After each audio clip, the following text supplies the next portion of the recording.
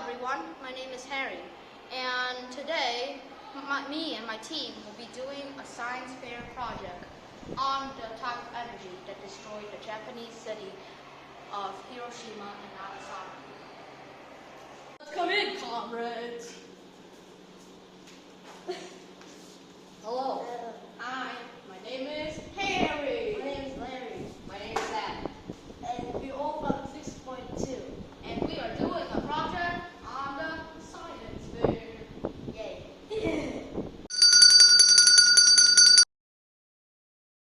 Hello, and this is our project, Nuclear Energy 101, by Harry, Larry, and Sam.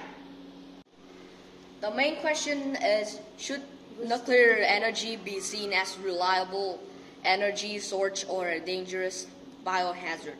Nuclear energy is the use of nuclear reactor to produce electricity.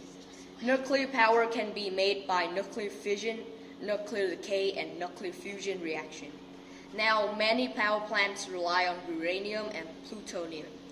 How nuclear power works. Nuclear power comes from nuclear fission. Nuclear power plants to heat water to produce steam. The steam is used to spin large turbines that generate electricity. Nuclear power plants use the heat produced during nuclear fission to heat water. In nuclear fission, atoms are split apart to form smaller atoms, releasing energy. And here is the nuclear energy acronym we made for you guys. N is for nuclei, U is for uranium, C is for control rods, L is for low enriched uranium, E is for electrovolt, A is for atom, R is for radiation, E is for element, N again is for neutron cross-section. Again, E is enrichment, R is radiotoxicity, G is gamma rays, Y is yellow escape. This is the history of nuclear energy. Nuclear energy is not a new modern thing at all. Since 1938, scientists have been pondering how to harness the power of an atom to power towns or even cities. During World War II, Robert Oppenheimer and his team studied nuclear energy, hoping to create a bomb that could blow an entire city with one hit. In 1945, the team made two bombs, Fat Man and Little Boy, and these were dropped onto Hiroshima and Nagasaki. In 1950s, nuclear energy became a world symbol of ultimate power and technology. The USS Nautilus was launched as the first nuclear submarine to ever be built and first sub to make it to the North Pole and back. In 1954, the Obinsk nuclear power plant was opened, becoming the first nuclear power plant to have an effective power grid. Downsides, however, of course, working with dangerous radioactive elements does bring some accidents, marked on the INES scale from 1 to 7. In 1957, at the Mayak plutonium production site, a nuclear waste storage facility overheated because of several malfunctioning cooling fans. The underground storage compartment blew its top, flicking its several-ton lid like a coin, crashing it into the site itself. This, in turn, contaminated the local water sources and forced the people there to evacuate. In the same year, a fire occurred at the Windscale power plant in the UK. The plant leaked out radioactive smoke, contaminating the surrounding soil and rock. In 1961, at the SL-1 reactor, the steam in the reactor didn't have a direct release valve. The steam pressure built up too much, resulting in the reactor detonating, causing a meltdown and killing 3 people. In 1968, a nuclear reactor on the Soviet sub K-27 suffered a fuel element failure, leading to nuclear isotopes leaking into the air, killing 9 crew members and 83 injuries. However, nuclear energy continued to expand and people started to doubt nuclear energy and protest against it. Soon enough, 120 proposed plans to make more nuclear reactors were rejected. In 1979, at the 3 Mile Island Nuclear Power Plant, Unit 2 of the power plant began a partial meltdown, leading to the reduction of many nuclear projects. In 2011, a 9.0 magnitude scale earthquake and resultant tsunami penetrated the Fukushima Daiichi power plant, causing the towns and cities and organic products to be contaminated to deadly proportions. There have been more than 100 nuclear disasters. The 2 main accidents everyone might have heard of, Chernobyl and Fukushima Daiichi. Chernobyl is undoubtedly more devastating than Fukushima. The reactor technology was old-fashioned, not maintained well, and flawed.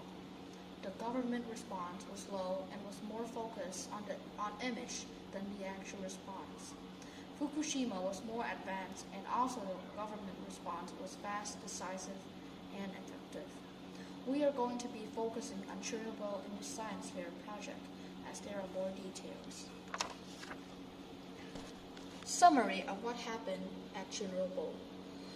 On April 26, 1986, at the Chernobyl nuclear power plant in the Ukrainian SSR, at 1:23 a.m., the engineers and crew of the night shift were preparing for a safety test. They wanted to see if Reactor 4 were to somehow shut down. They could change fuel sources easily. At the time, the capital city of Kiev was getting electricity from plant. So they asked if the test could be shifted after peak power usage. This means putting the test from the daytime crew to the night crew. It now lies in the hand of 3 men. Anatoly Dyatlov was the deputy chief engineer of the whole facility. Alexander Akimov was the shift supervisor, and Leonid Toptonov was the senior reactor control engineer. The safety test protocol documented that the reactor power shouldn't go below 700 megawatts. However, due to the extensive argument in the control room and the unstable byproducts, the reactor's force power almost dropped to 0 megawatts. To prevent the test from going wrong, they increased the power to the reactor. The power shot up from near 0 to 10,000 megawatts. To prevent dropping anything the reactor control team have ever encountered. In fear of the reactor overheating and the possibility of a meltdown, the crew switched off the reactor, causing it to build up too much steam and pressure, detonating the reactor. The explosion flicked the reactor like a coin. The explosion catapulted radioactive waste into the air, contaminating nearby city of Pripyat. Over the next few months, liquidators, firefighters, nurses, doctors, surgeons, and even a Chernobyl suicide squad consisting of Alexei Armenenko, Valery Bespalos, and Boris Baranov, who let the water flow out of the reactor to stop a second explosion, all helped to contain the disaster zone. In 2016, a sarcophagus for the reactor was put up to stop the radioactive chemicals leaking. And this is a scale model of Reactor 4 of the Chernobyl nuclear power plant. The numbers on the control rods show the depth in centimeters that the rods were set at just minutes before the explosion. And here are more benefits of nuclear energy. 1 is cheap. Nuclear energy is expensive, but cheap in the long run. Reliable. Nuclear power plants can power more places with fewer resources, meaning a fossil fuel plant may use more fuel than a nuclear power plant to, like, say, power an entire city. It's clean. Nuclear power doesn't emit harmful gases like other fossil fuel power plants. Waste from nuclear power plants are normally easy to contain and transport. Sufficient fuel availability. Uranium and plutonium, two of the main elements for power, are available around the world. Though not actually renewable, nuclear energy itself is renewable. Oh, and credit to Miss Mia for printing the pictures and most of the text. Thank you, Miss Mia. So the conclusion of our project shows that nuclear energy can be a very reliable resource because that it can power a lot of houses but doesn't use much energy. However, we have to be careful about it because even the smallest mishap can cause a disaster. So nuclear energy can both be a reliable energy source and a biohazard. Thank you for listening to our project. Goodbye.